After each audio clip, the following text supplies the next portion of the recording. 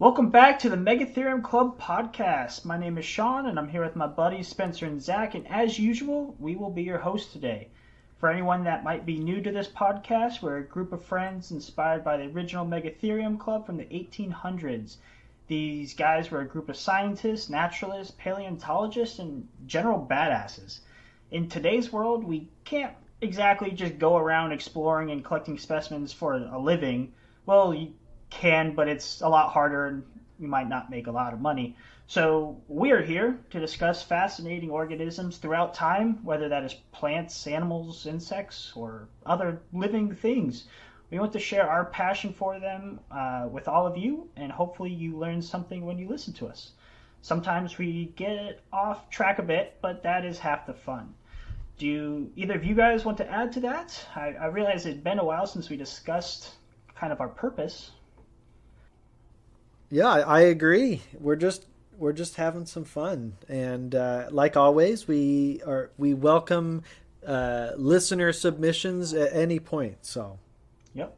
And speaking of, today's theme was brought to us by Greg Polcha. Sorry if I butchered that. Out of Ohio, Greg wanted to hear an episode on cryptids, and from there, I will let Spencer take over.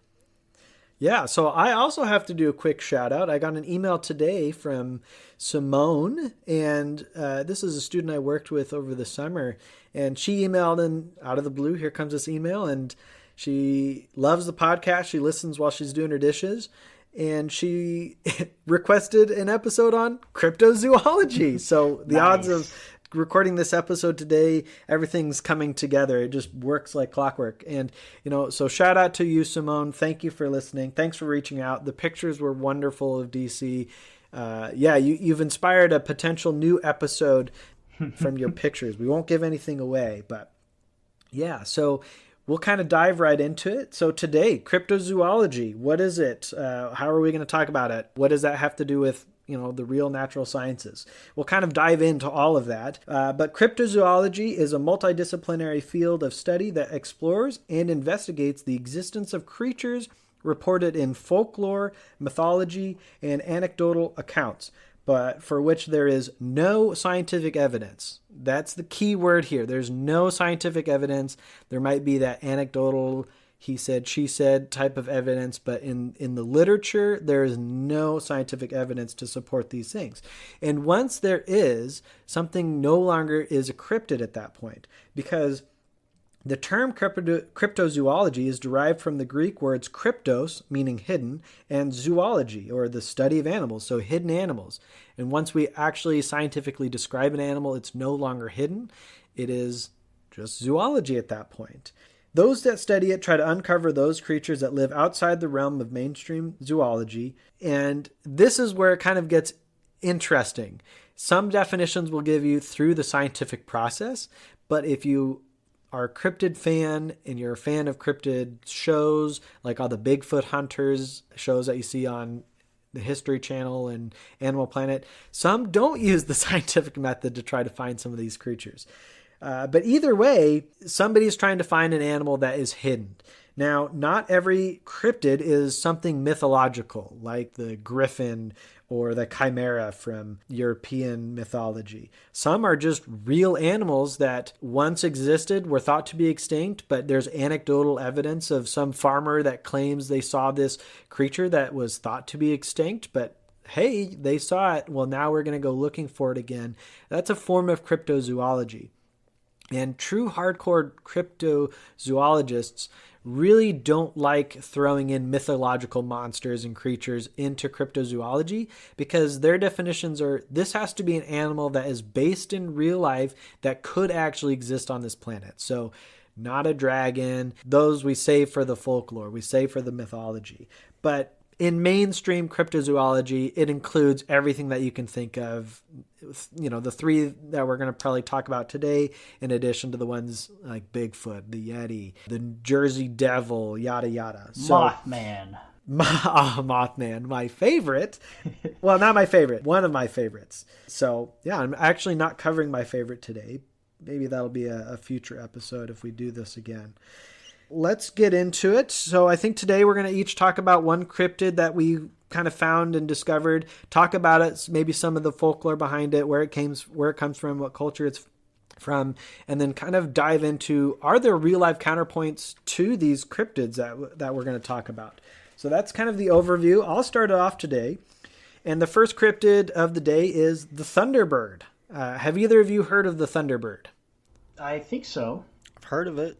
Heard of it, yeah. So this is a pretty great one. The reason I did this was I just bought a glass at an antique store that has the Thunderbird on it in Pacific Northwestern art style. And I was like, oh, well, I think things are lining up even better. So I decided to do the Thunderbird.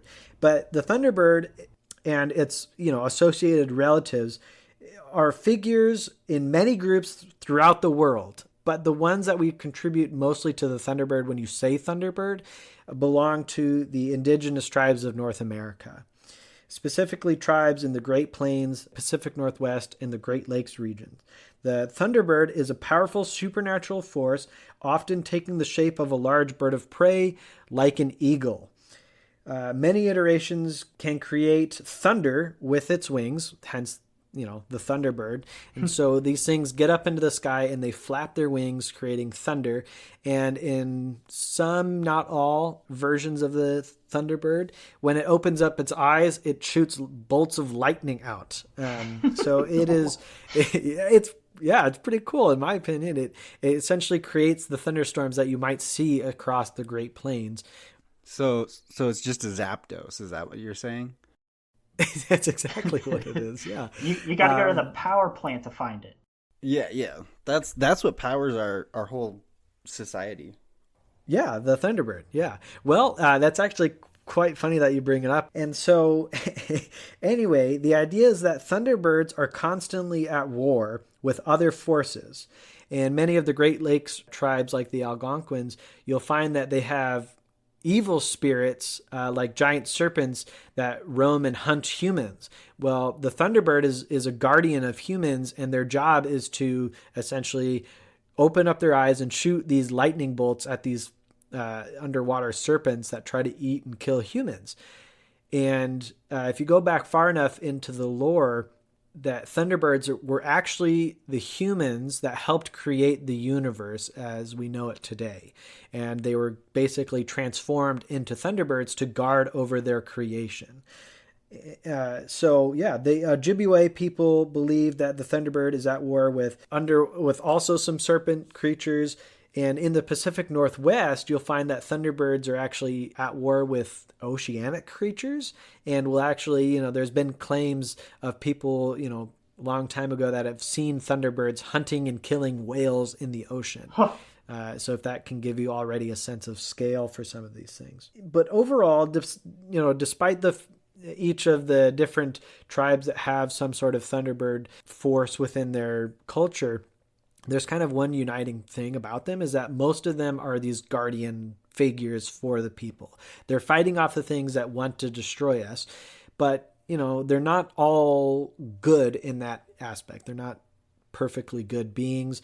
Some, because they can create this weather, that's great. They can bring rain when it's time to, water the crops, but they can also bring these fierce thunderstorms and tornadoes and other severe inclement weather patterns when they're angry, and they're also something that should be feared. And you'll find that a lot in each of the different tribes that have a Thunderbird associated with them. Now, for the size of the Thunderbird, they're big. Obviously, if they're able to hunt whales from the ocean and kill them. Most average out at around of a wingspan at around 75 feet. But some go as small as 16 feet, which, if you refer back to our other episode, is definitely within the realm of a possible flying animal.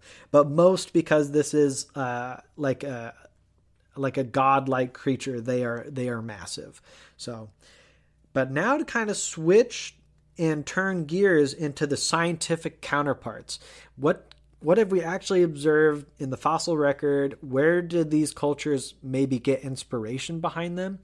And again, I should just do a quick. We're not here to say whether these creatures exist or not, because I'm not in any of these tribal nations. So I'm not part of their culture. I'm not here to disprove any of their beliefs, because many people within these tribal groups still believe in the Thunderbird. And so I'm not saying that it doesn't exist, but what I am going to talk about are the real life counterparts and possible explanations scientifically as to where cultures might get this idea from. 2 episodes ago, once this one is released, that the largest flying creature that ever lived was the Quetzalcoatlus, which is a large pterosaur that maxed out with a wingspan of around 39 feet. Absolutely enormous. Not that 75 feet, but still gigantic. There's some people that say, okay, well, obviously, these pterosaurs went extinct 66 million years ago, so there were no humans around to observe them, but maybe groups were finding their bones and saying, oh my gosh, look at the size of these potential flying creatures. Yeah, and you'll find that a lot within the examples that I'm going to bring up today, at least for the extinct animals. But overall, people are like, probably not necessarily taken from the fossil record, but we don't know.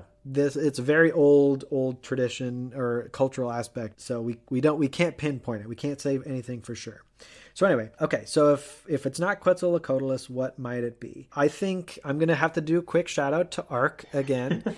They nailed it on the head with the 2 largest flying birds of all time. The Argentavis, which is a carrion-like feeder, it's a genus with a maximum wingspan of up to around 21 feet. The Argentavis was thought to be the heaviest bird that ever existed on Earth. That flew? Yes, that flew, yeah. Sorry. Good point. Wait, where was Argentavis discovered? Where can you find those bones? So I'm glad you brought that up. You gave the spoiler away, but likely not, because these are in South America, all the way down in Argentina. So unless if there is some evidence that people did canoe up the coast possibly, but it's like, okay, when did the Thunderbird come in? Did it spread from the south to the north once humans had established their range in all of North and South America? We don't know. Possibly, could be. But again, the Argentavis went extinct many millions of years ago. And so they weren't around when humans were around. So it'd be working again from that fossil record. Now, the largest or the longest wingspan of any bird that has ever lived, again, ARC nailed it on the head with which one? Which one did I always try to get when I was in the game? I'm embarrassed that I can't think about it. It's not the Ichthyornis. That's the other one. Nope, but it's one that you can ride. It's the Pelagornis. Thank you. Yeah, so these were in North America. Pelagornis actually lived all over the world. This is a genus, and there's examples in almost all continents. But the largest did happen to live in North America, discovered in South Carolina, I believe. Yeah, and they lived around 25 million years ago, at least the largest ones. But examples of Pelagornis survived up until about 2 million years ago. So again, working with the fossil record. Now, they had a wingspan of up to 24 feet, making them technically the longest birds or the greatest wingspan of birds that have ever lived. So, okay, well, if most cultural historians saying, okay, it's not necessarily they're pulling from the fossil record probably. Okay, so that must mean that they're pulling from animals that they lived alongside with. We live with some really big birds, but one that I do want to talk about that is actually extinct, but their ancestors of these people would have interacted with, is a genus of birds called the Teratornis, which lived in the late Pleistocene, right at the end of that last ice age. And they had a wingspan of up to 12 feet. These were giant birds related to the California condors, which I'll talk about those a little bit more in a minute. But they were large birds, 12 feet. But unlike the California condors, they weren't necessarily carrion feeders, vulture-like. They were predators. They were able to unhinge their jaw and swallow prey whole. And so that makes it believe that, okay, they probably just ate things.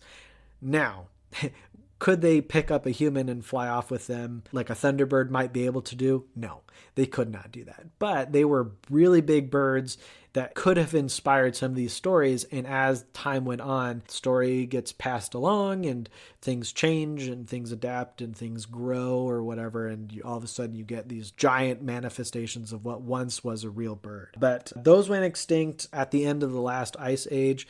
But today in North America, you're going to have the California condor. It's a carrion feeder, but it does have a huge wingspan of about 10 feet, so a little bit smaller, but still a really big bird. And again, okay, could be these creatures as well. Giant flying, they are more vulture-like than they are eagle-like, but still that bird of prey look. And so it could be inspired from them. It's difficult to pinpoint the exact inspiration to the thunderbird, but nonetheless, I think it's an amazing creature that deserves our respect culturally, and from a cryptozoology standpoint, I think it's a pretty cool one. Yeah, so I'll end it there. That's pretty cool. When you said Thunderbird, one, I want to say Thundercats Go. Two, I was not thinking of this creature. I was thinking of the giant eagle that lived in New Zealand. The Haast's? Is that the Haast's eagle? Oh, the one that actually ate people. Yeah, that was evolved alongside the moa, so basically a giant flightless bird, but an eagle, I guess, designed to eat ostrich-like birds. Yes.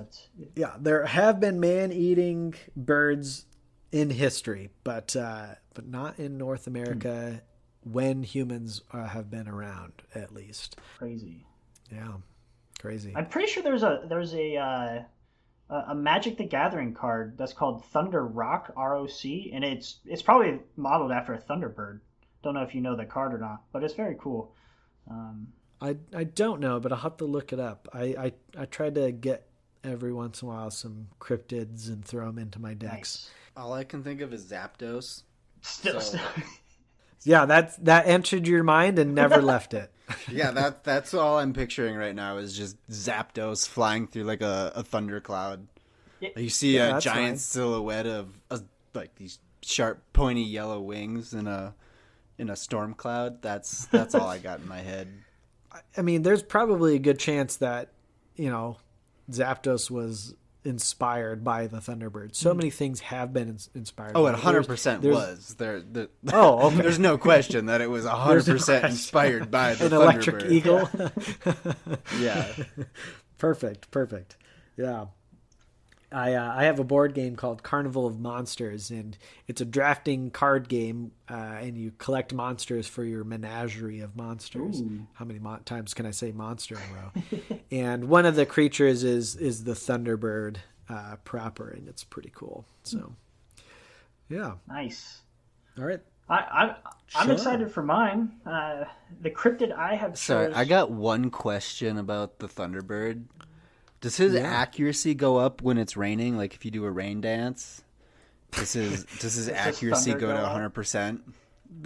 I would imagine. Can he smite you like Zeus? So actually, that was one thing that was brought up was a comparison to Zeus, and Zeus sometimes takes the form of an eagle, and then impregnates human beings. Yeah, well, Zeus is a bad dude. I think the Thunderbirds, I don't know how much smiting they did. They might have smited somebody at some point. I mean, smite is like intentional, right? Like Thunderbirds probably, did in a couple people on accident, but like, yeah, I mean, there's a cool art, not photograph, but artist illustration of some of these underwater serpents that the Thunderbird would fight, especially in the Great Lakes region. And it has, it's a big giant snake, and there's this guy standing next. So maybe, if it's raining or not raining and the Thunderbird shoots down electricity, it might spread to that guy. I don't know. If Dude, that's going to do double damage. So. Super effective. Double damage, super effective. Is that how it works with Zapdos? If it's raining, he's better. That's just thunder. Yeah, just the move thunder turns into 100% accuracy instead of 70%, I think. And, like thunder, electricity is super effective against water type. Oh, that makes sense. Yeah, I didn't play a lot of Pokemon growing up. So Kind of surprised. I wasn't allowed to have video games Huh. when I was a kid. I bypassed that when I bought an antique, the first generation Game Boy, because I claimed that it was an antique, and so therefore I could own it. And my parents, you didn't I play bought Pokemon Yellow on it? I think it's older than that. I don't think it would have run Pokemon. Was that just Game Boy Color? I don't even know. It was the I one was before cool Game and I Boy started Color, with the Game so. Boy Advanced. Oh yeah, you were cool. Yeah, you were my dream. Yeah, so. I was pretty freaking cool. Yeah, at some point maybe I'll try to play it in my adulthood if I ever have time, which I don't. So I can't see that happening. All right, well, let's. Great question, Zach. I think that was for the Pokemon fans out there a really good shout out to all of them. So yeah, Sean. I'm excited to share the cryptid I chose today. The cryptid I have selected after searching through various lists is the Mapinguari. I really hope I'm pronouncing that right. For any of our listeners that listened to episode 2, you may remember I briefly discussed this creature already, but I thought it would be appropriate to revisit in greater detail. And let me try and set a scene for you. You're a member of a primitive tribe living in South America several thousand years ago. Modern technology doesn't exist. Modern science is not a thing. Your daily world is surrounded by jungle and rivers. You are walking through the forest, looking for food to provide your family with, when suddenly you come across a creature you have never seen before. You startle the creature, and it rears up to its full height, easily towering over any human you have ever seen, and then some. This creature is probably as big as your hut you're living in. You look up at this beast, unsure of what to do next. This creature is covered in thick, brownish, reddish fur. It is standing on 2 legs as it looks down on you. You look up at its head and realize the only feature is one single eye that is glowing hot yellow. No mouth, no nose, or anything else on its head. As your gaze looks towards its chest, you find that missing mouth that you would normally see on the head of a creature, but instead it's smack dab in the middle of its chest, agape as it lets out a deafening roar. Its front limbs end in giant claws that appear as sharp as obsidian and could cut through any man. And then the smell hits you. You must have been upwind walking upon this beast, as the stench alone almost stuns you when you breathe. Once the beast realizes you don't mean it any harm, it turns and leaves, disappearing through the jungle. Its footsteps being heard for miles as it walks. You return to your village to tell about this incredible creature. Word spreads and this creature becomes part of your culture, a symbol of the forest, a protector, if you will. The name Mapinguari means thing that has a bent or crooked foot or paw in Tupi-Guarani. Sorry if I'm butchering that as well. Which is a subfamily of the Tupian language used throughout South America. Proto-Tupian, common ancestor language of all Tupian language, could date back as far as 3000 BC or further. This is an old language with an old history to it. Lots of culture passed down over the years, and the Mapinguari is part of that culture. But is this bit of culture a scary legend of some mythical forest protector, or is it based on a real animal, and does the Mapinguari still exist? Those are the important questions. Yeah, it's based off of the real animal Bigfoot.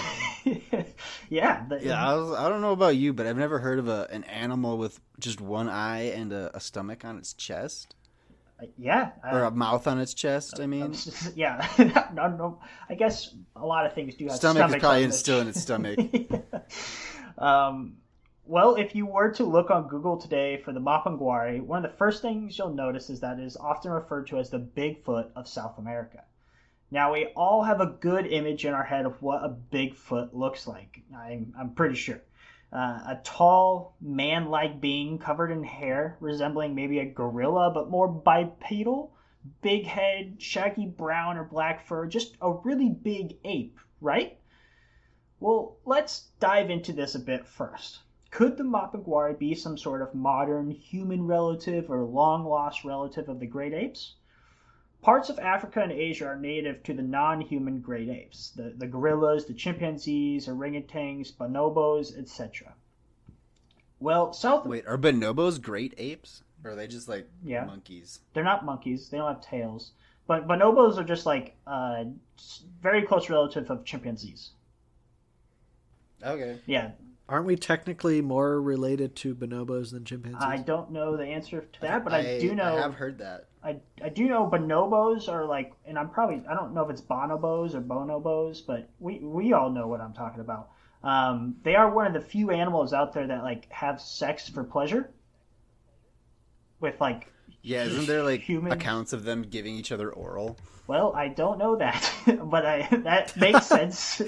I don't think Sean was prioritized that in his research. Oh, just me? Whoops. Just you. Well, South America is not native to apes, with humans being the only hominoid known to live on that continent, at least in modern times. What about pre-modern times, though? As we have briefly discussed in previous episodes, human evolution started in Africa and then spread throughout the world. The Americas were probably the last of the continents, excluding Antarctica, for humans to reach. Okay, it's not a human, yeah, but is it another great ape? Something that could look like a Bigfoot? The first thing many people think of when discussing Bigfoot is Gigantopithecus, shout out to ARK, or Gigantopithecus blacki. This ape lived 2 million to about 350,000 years ago during the Pleistocene. These apes have fascinated scientists since they were discovered in the 1950s. The size estimations have been anywhere from 9 to 12 feet in height, while others suggest a more gorilla appearance, but just twice the size of a modern silverback.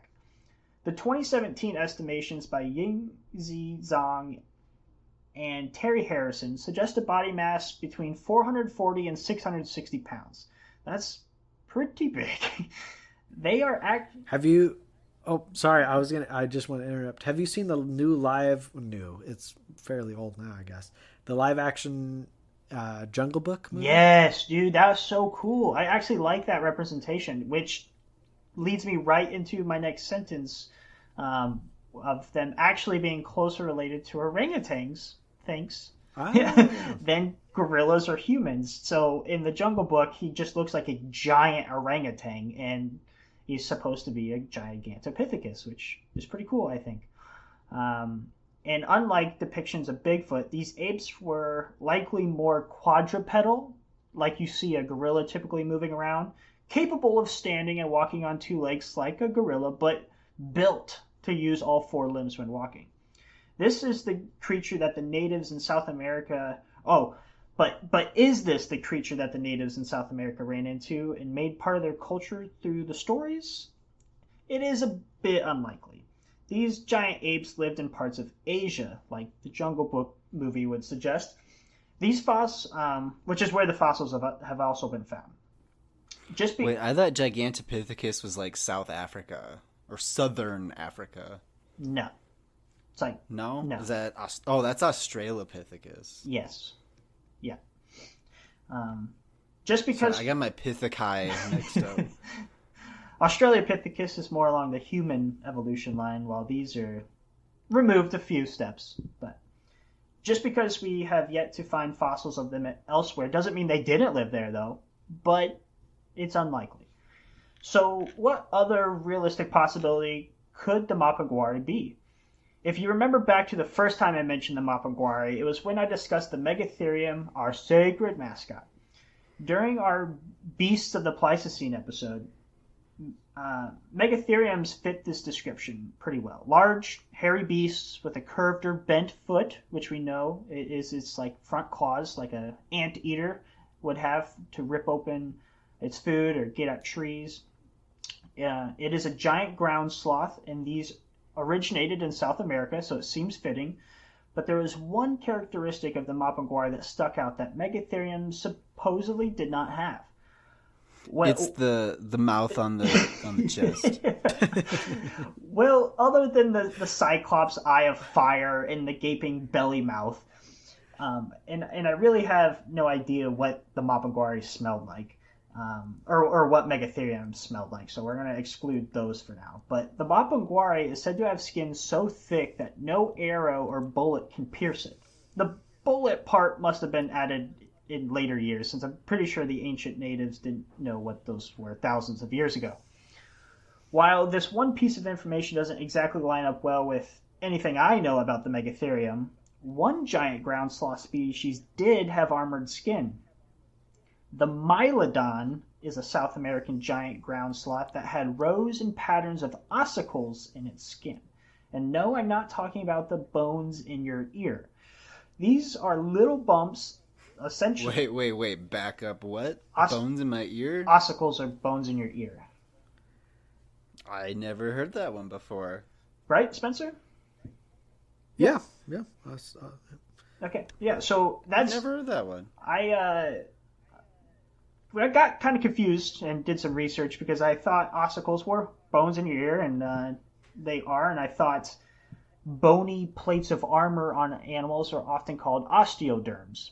But they continue calling these ossicles, so I'm going to call them ossicles. And these are little bumps. Yeah, I looked up the definition of ossicle, and it says, after a small bone in the middle of your ear, it says a small piece of calcified material forming part of the skeleton of an invertebrate animal, such as an echinoderm. Yeah, that too. That's also why I was kind of confused. But the Mylodon was rather interesting.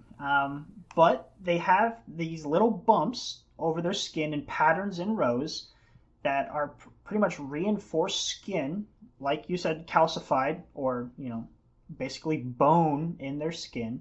That's not that different than an armadillo, but without the bands. But you can picture that outer piece of an armadillo. It's all bumpy, it's hard.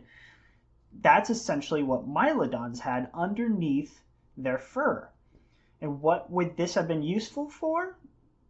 Good question, and I think scientists have some theories but haven't settled exactly why yet. It was likely an adaptation from smaller ancestors that remained in their evolutionary line. And this extra protection would defend against predators, which there was an abundance of, including giant caiman. Though the Mylodons were nearly the size of humans while on all fours, standing they would have been closer to 7 or so feet tall. I do not think they would have been easy prey for many predators of South America with or without the hardened skin. Another theory would have been that the skin would have been useful between fighting males, whether that's territory or over a mate, and the ossicles would have provided protection for that. They did wield, that typical sloth claw, and it could be pretty deadly, so maybe in a fight, that extra thick skin gave them some protection from just bleeding out instantly if they got slapped by one of those claws. And Mylodons also would have lived at the same time as early humans were arriving in South America. There are remains used by humans and in association with human artifacts dating to around 12,766 to 12,354 years ago. A section of mummified Mylodon skin was discovered and analyzed to be around 13,000 years old. And this is actually the chunk of skin that scientists did some x-rays on to look at their bony armor ossicles. And this piece of mummified skin still had the fur on it, and it was reddish, which also lines up with most of the stories told about the Mapinguari. And if they were confirmed to live alongside humans 13,000 years ago, who knows how much longer they continued to do so. That's just the most recent evidence that we have that humans interacted with them. So the Mylodons have the curved claw, they're tall, they're covered in fur, red, to be more exact, arrow-proof skin, but Mapinguaris are said to have one eye and a mouth on its stomach. What should we think of that? From what I read, only some of the stories suggest the one eye feature. A lot of them report to. There also seems to have been a trend of increasing descriptions of this beast with one eye after stories of the Cyclops, from the Spanish European region of the world, made their way to this new world in South America. Looking at pictures and art of this creature, I also had a hypothesis. One image I came across of the mapinguari, or it could have been a mylodont, I don't actually remember, but it doesn't matter. The animal was standing up and its head was turned sideways, with the shape of its head, you can only see one eye, because it's kind of like a horse head. And is this a possible explanation? Maybe the Cyclops was inspired by a more scary creature, but I imagine in a defensive display, a giant ground sloth would raise up on its back legs and stare down its potential threat. And with a large kind of mouth in front of its face, if you kind of want to think of like a shortened anteater or something, maybe looking down its snout kind of like impaired its vision. So if it turned its head sideways, it increased its ability to see the threat without its schnoz in the way, and so anybody looking at it would have only seen one eye. Just a thought. As far as the belly mouth, there were a couple possible explanations, like maybe it is a scent gland where that nasty smell comes from, or a bipedal ground sloth holding its arms in a way that the claws could be mistaken for a mouth. But I still also have my hypothesis from the previous episode. Modern sloth babies ride on their mothers. What's to say that isn't how giant sloths raise their young as well, or at least for a period of time? Maybe the underside is where the mylodont newborns could cling to while the mother walked around and didn't have to wait on its babies to keep up with it. And if the some primordial pouch. Yeah. And with the mom raising up on its hind limbs, maybe a baby could look like a mouth, or like maybe the baby's mouth was opened wide and someone mistook that for the whole belly mouth thing. I don't know. Do I think mapinguaris are real and alive today? That is still a big question. I am a big nerd and love fantasy creatures. Part of me really wants them to exist. Mylodonts really seem to fit the bill here as far as the description and lining up with early humans. Could they still survive today, somewhere deep in the jungle? I can't say they don't. There are recorded sightings on a page I found that were from the early 1900s to as recent as 2000. Like, it was like every few years on this page there was another sighting of this animal, and it kind of listed a couple stories. And it was actually really fun reading through them. They were entertaining, and many of them involved peccaries. I read this multiple places too, of how there was always some sort of interaction with peccaries. Like there'd be a hunter, and he was looking. Could you tell me what a peccary is? Oh, a peccary is a New World pig, but they're not pigs, so you can't call them that. But basically a What is it if it's not a pig? It's a close relative of a pig, but it's not a true pig. I don't have the scientific name of it off the top of my head, but I know it's. But it's a wild pig, basically. It's yeah. If you want to think of a hairy boar, but more primitive looking and smaller, and in the jungle, like you got yourself a peccary there. Ah, okay. But yeah, there's often stories of like people hunting peccaries, and then all of a sudden like a mapinguari appears from the trees, or appears from around a tree and kind of scares them off. Or dude, if I was a mapinguari, I'd be all about those wild pigs. Eating them or protecting shoving them right in my belly mouth. Well, if it's a ground sloth, then they weren't necessarily predators, and they're probably more herbivorous. But there is some stories of mapinguari where they wouldn't attack humans, but they would like kill like 100 cows in a night and rip their tongues out. I don't know if a mylodont would have done that, but that was the only thing. Like, it's like carnivorous side, I guess. If we're thinking about the belly mouth creature with one eye, I could see that thing killing a bunch of cows for sure. Yeah. All the pictures that I've seen so far have sharp teeth. Like, they are carnivorous. Mm-hmm. One of them is even really cute with a sideways mouth, I guess. Like the mouth is vertical. Slit. Yeah. Like if you just Google image mapinguari, it's on the second row. It's like a Bigfoot cyclops with a belly mouth. Yeah. Yeah. It's kind of like a cartoonish. It'd make a great sticker if if we had a Patreon that you could subscribe to and we give you a sticker every month, this would be a great sticker for that. That would be cool. That would be pretty cool. We'll talk about that later. But yeah, so like half the pictures of Mapinguari are this Bigfoot cyclops with a belly mouth, and the other half are a giant ground sloth. And I think, I support the idea of the ground sloth, but the other one is pretty cool looking as well. And so did you choose this because of our podcast namesake? I did. I had remembered that I claimed it was similar to a megatherium. And then I dove into it and was like, well, maybe Megatherium wasn't the best choice of similar creatures, but another giant ground sloth sure was. Yeah, I'd say, just looking at the skull, I'd look at that thing and say, yep, that's something from my nightmares. Dude, in some of my research, I've been getting, now my algorithm tells me, or is giving me content on does the Megatherium still exist? So I think there is technically a cryptid of the Megatherium, but I don't know. I didn't look too far into that one. I think Joe Rogan's podcast, not to give him attention, but they had an episode talking about somewhere deep in the Peru, do giant ground sloths still exist? And I think it was kind of in relation to this.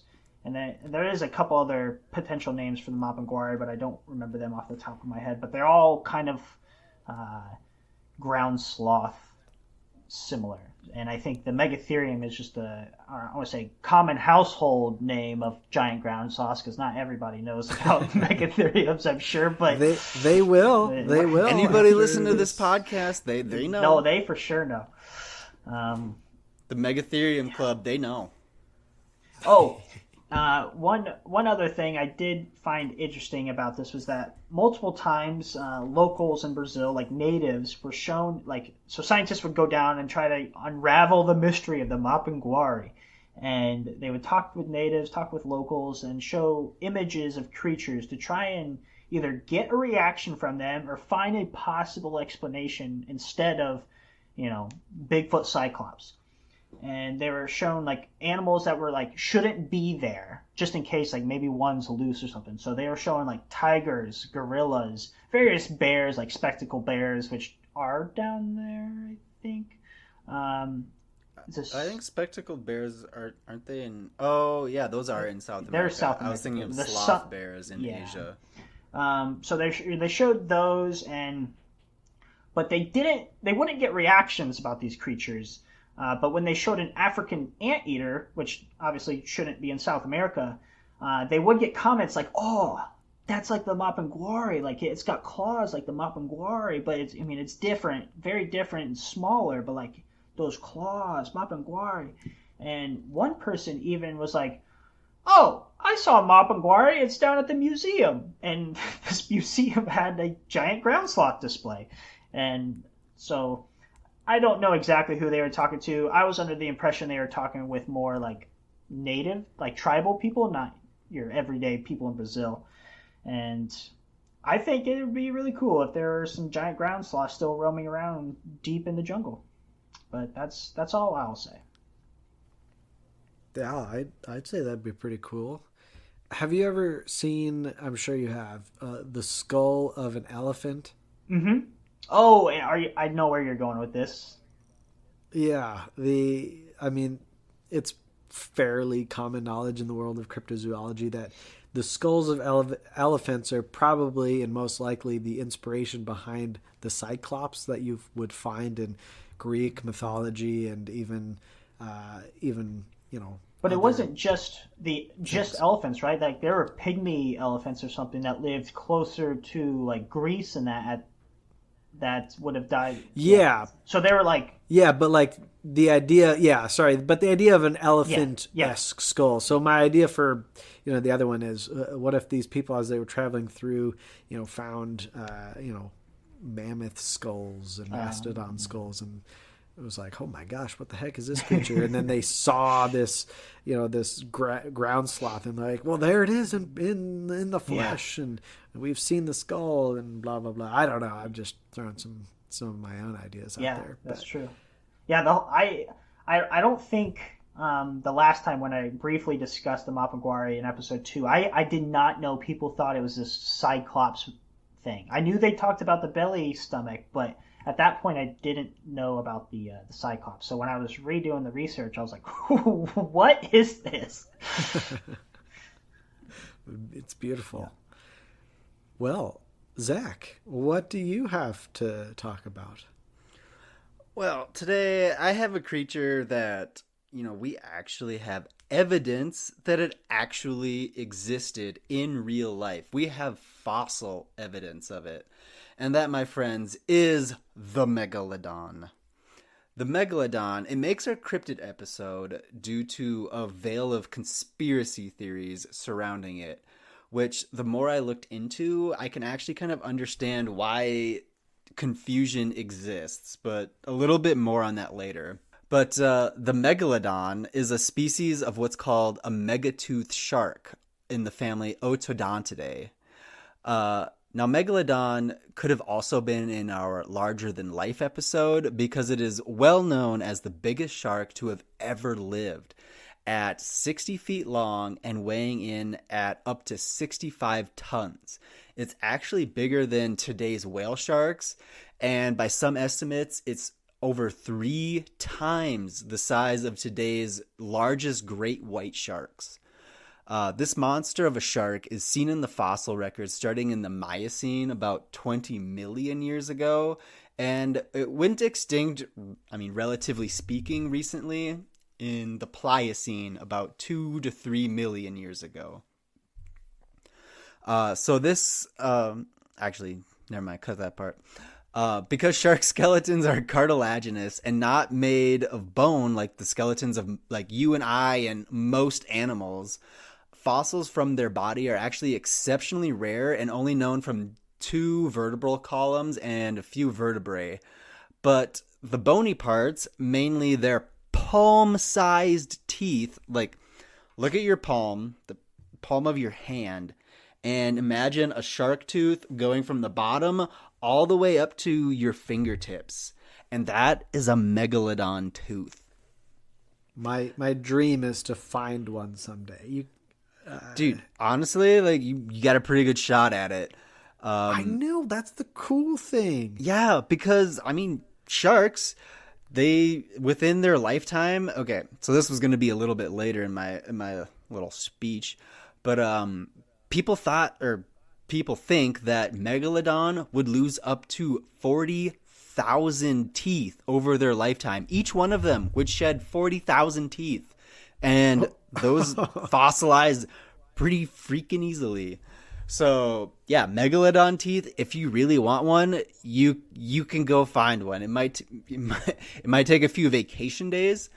I'm pretty sure there's some rivers in North Carolina that you can go and find shark teeth. I don't know if it's specifically any certain species, but I know there's some great areas in my state.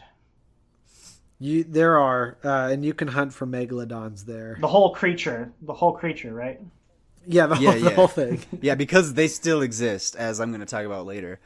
How big are those teeth that you're talking about in North Carolina, Sean? Megalodon. Are they like size? Are they megalodon size, or are they like 1.5 inches long? Well, if they're 1.5 inches long, they aren't megalodon, are they? No, I'm just wondering if they're like megalodon, or are they small, or are they huge? That doesn't necessarily mean that they are the megalodon that we're talking about, because megatoothed sharks is actually like its own entire lineage, and megalodon just happens to be the latest species of megatoothed sharks that we know about. Well, when I lived in DC, there's a lot of fossils along the Chesapeake Bay area, and there's a few river outlets where you can go specifically hunting for megalodon teeth.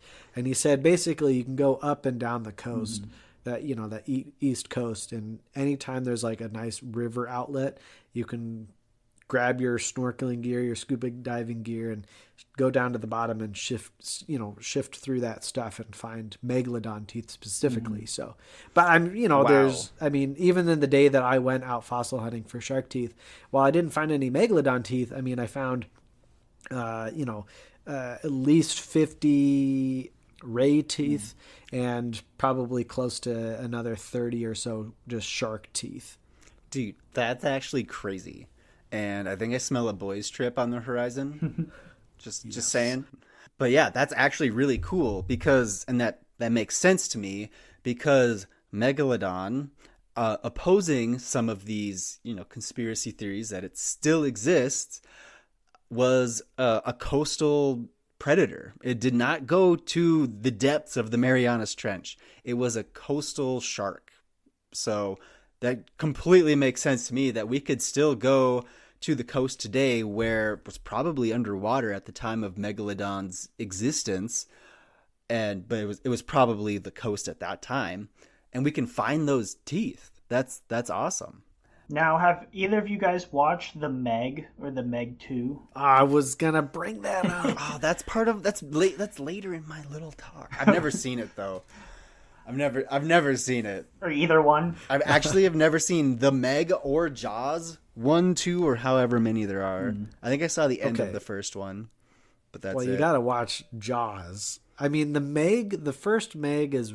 There's a second Meg? It's on Netflix. There's Meg 2. Yeah. God. The Meg 2 is not as good, but I mean, I'm only partway as sequels are.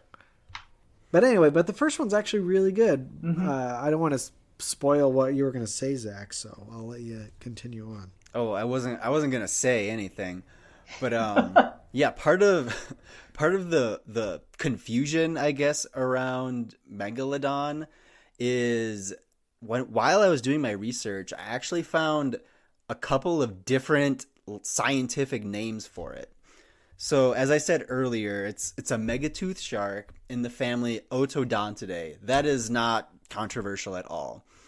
But the genus that it's in is controversial, because I found two different names for it in from several different sources, including some really well-known sources like the Britannica Encyclopedia and the journal Science. So Britannica calls it Carcaracles megalodon. And I found a paper in the journal Science that called it Otodus megalodon. So already I can see there's confusion about what this creature is in the first place. And I will say that the paper published in Science was actually, the title actually kind of got me. It was pretty funny. Cut this part out. I need to find the actual title. Oh yeah, so the title in the paper Science was Cenozoic Megatooth Sharks Occupied Extremely High Trophic Positions. Like, no way. I never would have guessed that the biggest shark of all time was not on the top of the food chain. But to be honest, I didn't actually fully read the paper because there was geochemistry involved in it. We also think that either whichever one you call it, Carcaracles or Otodus megalodon, we think it was very closely related, and it very much resembled modern day great white sharks, Carcharodon carcharius. They must have been very closely related because every image that I could find of a megalodon just looks like somebody took a picture of a great white shark and blew it up to 3 times the size. That's just how closely related they must have been, right? And size estimates for actual megalodon have been calculated based on the size of its teeth because, like I said before, that's one of the only things on it that can fossilize or fossilizes regularly. And it was based on the proportions of the teeth compared to the size of a great white shark. And basically what they found was that Megalodon, they estimated it to be about 60 feet long and weighing in at 65 tons. So that's a big freaking shark. And its jaws were about 10 feet across. So you can imagine yourself, like, just think about yourself. You could stand upright inside the jaws of Megalodon. Like, it could swallow you whole. It wouldn't even struggle. It's just that massive. Yeah, if I'm going to get eaten by a shark, I guess is it better to be ripped apart or swallowed whole and digested whole? Ripped apart, because you just want to sit ripped full of apart. acid. Yeah. I guess you'd probably suffocate. But yeah, you would suffocate, but still, like, just like end it quick. If I'm gonna die, just like get it over with. Though it would be cool to live to say that you saw the inside of a shark's stomach. Yeah, I guess is there a chance to get out if you get into the jaws? Could you pour some pepper in there Make it and have it sneeze you out? You could put like a oh, never mind. I was gonna say you could put like a sword in its mouth so it can't close its mouth. But, perfect, yeah. But the sword you'd have to have a sword that's like twice your body. Yeah, your sword would be 9 feet long. Yeah, so up until this point, I've mostly been talking about the Megalodon in the past tense. But as I sort of hinted towards before, what if it still existed? What if it still existed? So suggested by the Discovery Channel of all things, and exacerbated by pop culture films like Jaws and The Meg, again, neither of which I have actually seen, and the documentary, or should I say mockumentary, as the Discovery Channel described it, suggests that Megalodon might still exist and could still be stalking the deep. Honestly, in all of my research for this, I was literally Googling stuff like proof that the Megalodon still exists, just looking for any sort of like, credible, even like halfways believable video of a Megalodon swimming through the ocean, or any sort of evidence. Like, I'm sure anybody that's listening to this episode has seen or could Google the old video of Sasquatch in the Pacific Northwest, this grainy film showing it, and I couldn't find anything even as believable as that. The only evidence that I found of Megalodon still perhaps existing was the idea that we have only explored between 10 and 20% of our oceans. And as we've talked about in previous episodes, scientists have been wrong in the past on things like the coelacanth, when they thought the coelacanth was extinct. And at one point, the giant squid was thought to have been just a thing of the prehistoric past, and maybe was the inspiration for the Kraken. But it turns out that the giant squid also exists. But I will say there is a huge difference between something that is, 60 feet long compared to about 6 feet long and cave dwelling at extreme depths, versus, the Megalodon that is a coastal predator and not adapted for the deep. Wait, are you saying that the giant squid is only 6 feet long? I think he was. No, I'm saying the coelacanth. Oh, I was like, the coelacanth was, 2 meters, which is a little over 6 feet. Gotcha. So like Megalodon versus coelacanth. Let's go with that. Megalodon, 60 feet long, coastal predator, probably something we would have seen by now, right? Versus the coelacanth, which is, a little over 6 feet long, which is still a pretty big fish. That's a big fish. But it's also like extremely deep. Like, it lives in the depths. It's adapted to that, and it's cave dwelling. So it's not something that people would necessarily readily run into unless you're like cave diving or accidentally dredge one up from the depths.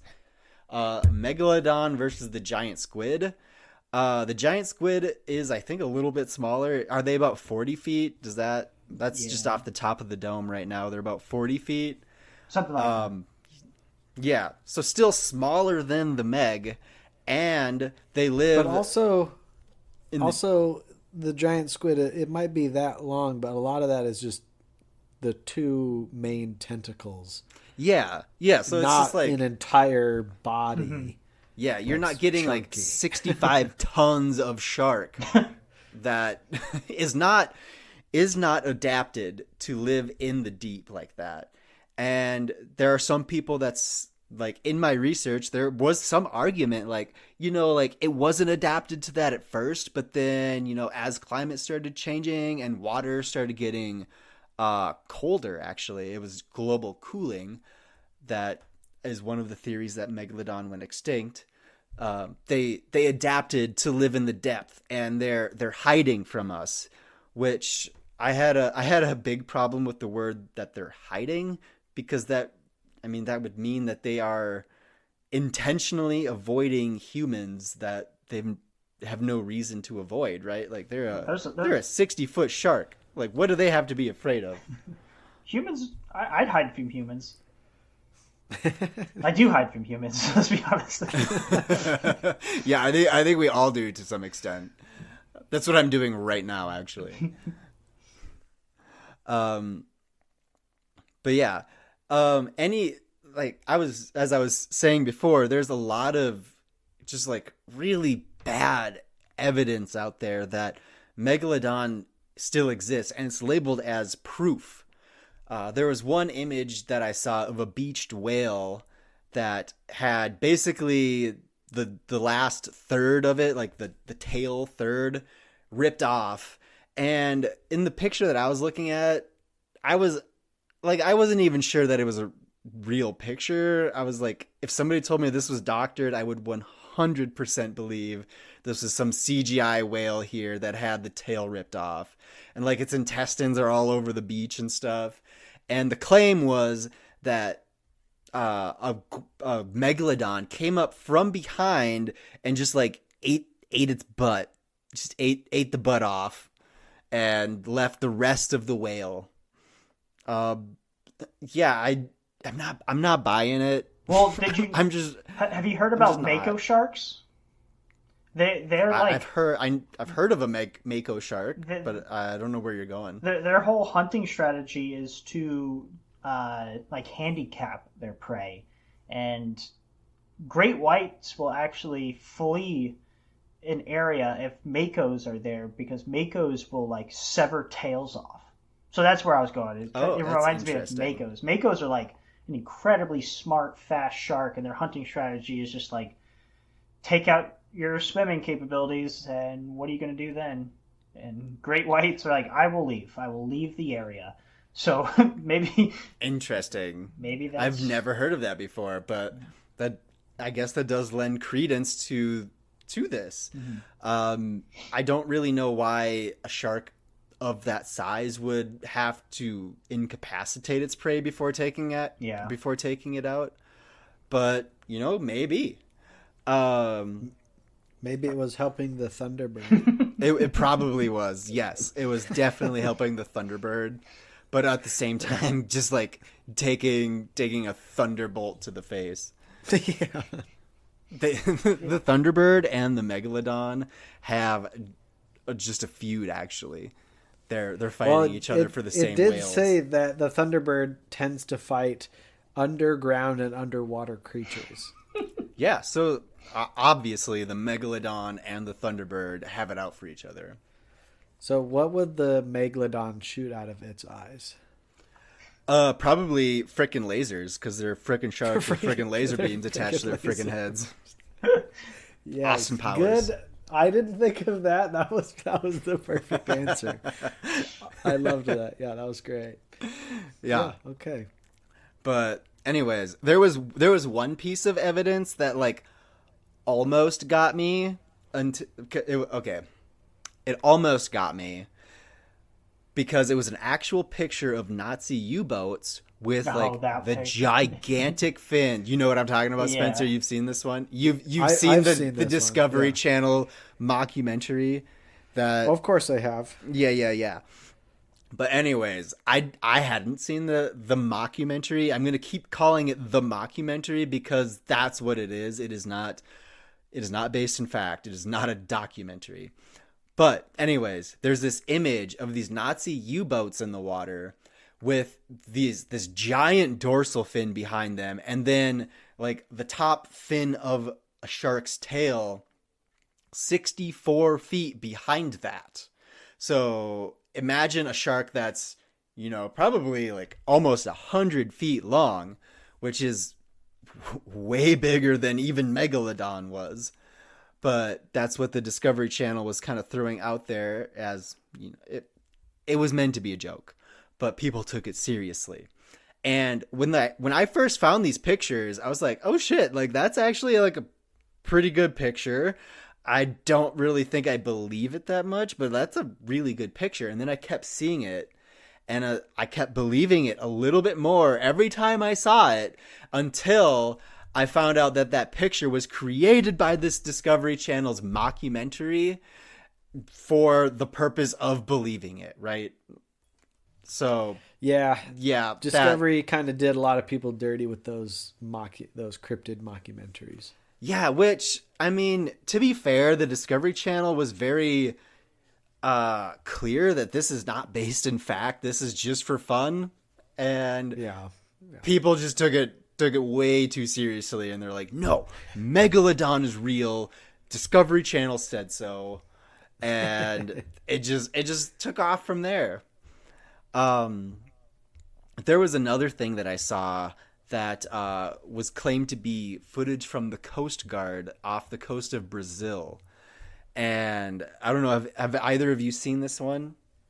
Like the Brazilian Coast Guard or the U.S. Coast Guard? They just said the Coast Guard, and I don't know. It doesn't really matter, but it kind of matters, but I guess in the terms of like believability, it doesn't matter. But like, why is America's Coast Guard off the coast of Brazil? That's they just said the Coast Guard, but there's some footage of the Coast Guard in a helicopter rescuing somebody that's drowning out at sea.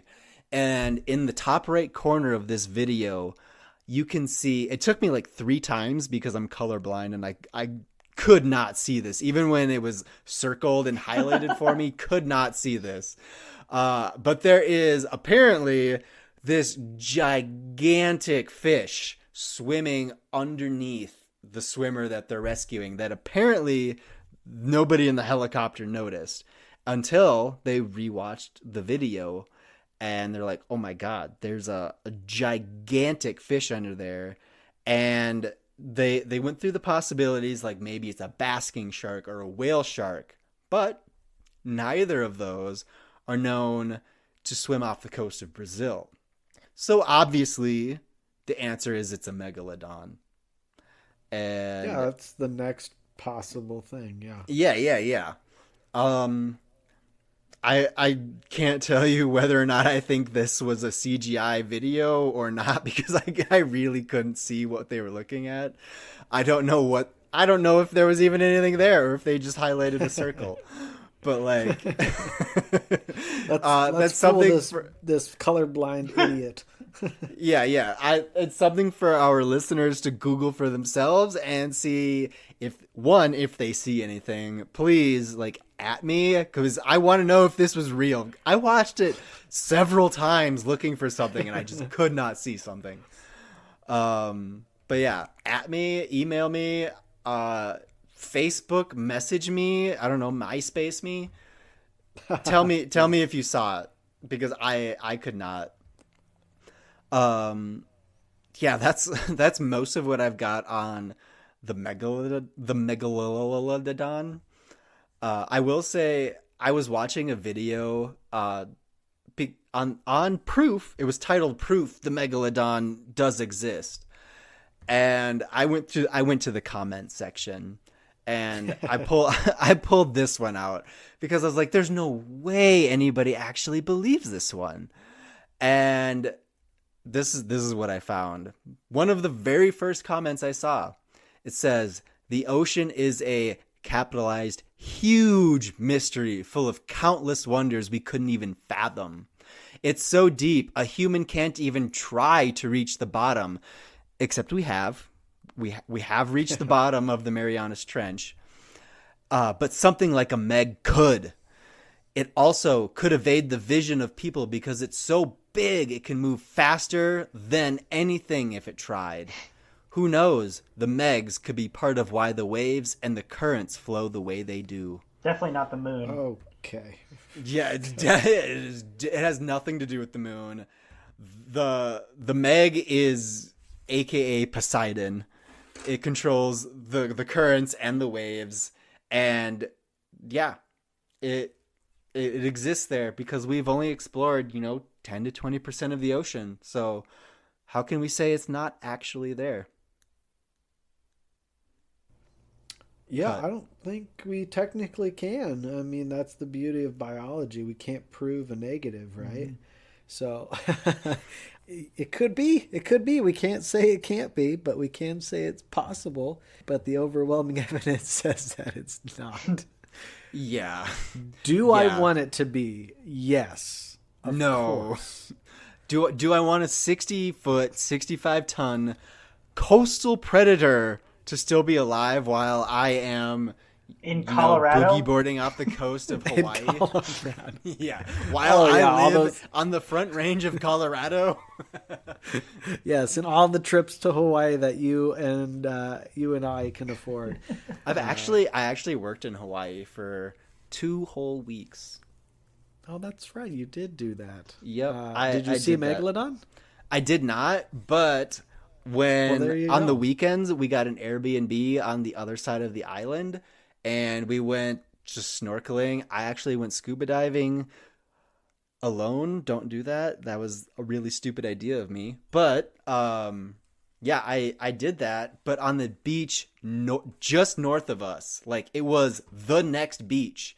While we were swimming, somebody was attacked by a shark. Oh, wow, that's pretty crazy. Yeah, and that same Airbnb, the host was talking to me and he was talking about scuba diving, and I briefly mentioned that I was scuba certified, and he was like, "Oh, no way, dude. I know where this tiger shark is. Do you want to go look at it with me tomorrow?" And I was like, hard pass. Yes? Hard pass. I am not getting anywhere near that thing. So you just gotta boop it on the nose. Yeah, you just gotta go boop it. Just go boop to snoot. It's just a water dog. That's all they are. Yeah, a water puppy. When I was in Cape Cod, towards the later end of the season, starting in August and September, that's when the great whites come up from farther south because the water is finally warm enough for them.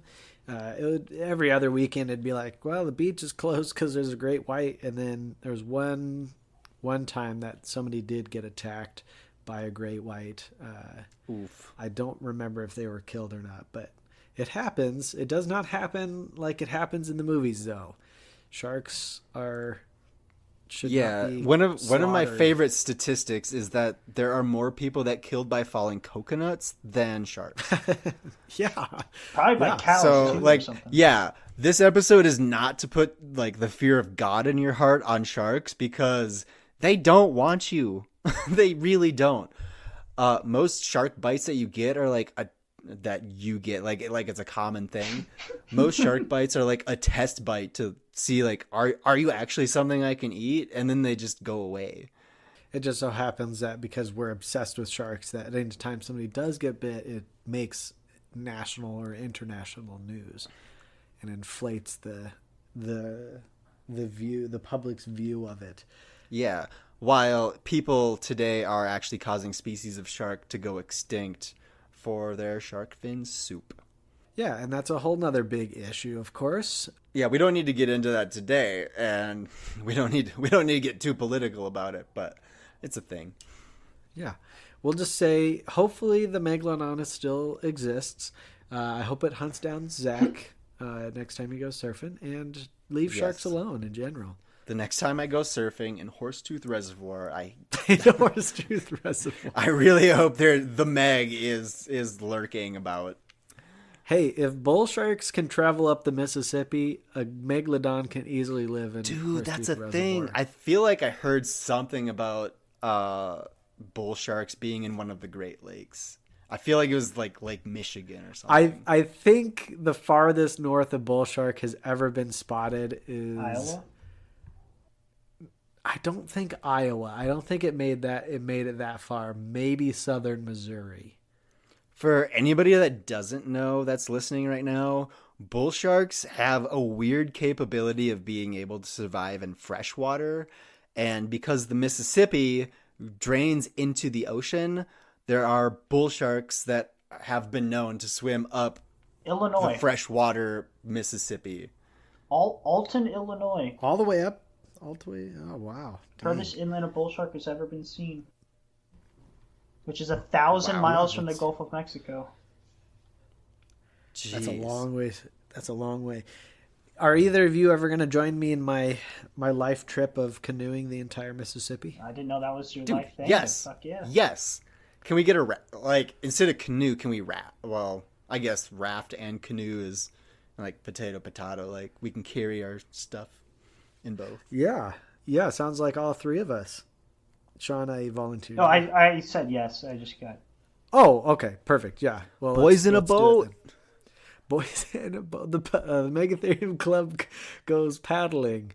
Yeah, I think we'll end it there today. Thanks for sharing, everybody. And please, again, if you have suggestions, listeners, don't hesitate to reach out to us. megatheriumclubpodcast at gmail.com.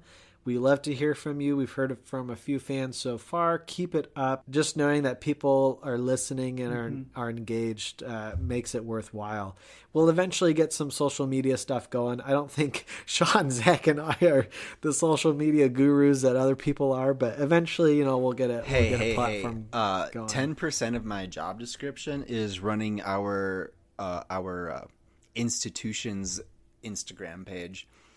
Well, there you go. 10% of you should be running 10%. I don't even have the password or username for it, but that was that was part of the job description. Okay, yeah. Well, then again, we are not the gurus. So yeah. Thanks for solidifying that for us. Yeah, if there's a specific platform that you want to engage us on, that'd be great. I'm working. I think I've made a TikTok technically. I follow it. I'm the only follower. Are you serious? I'm also our only Twitter follower, ex-follower.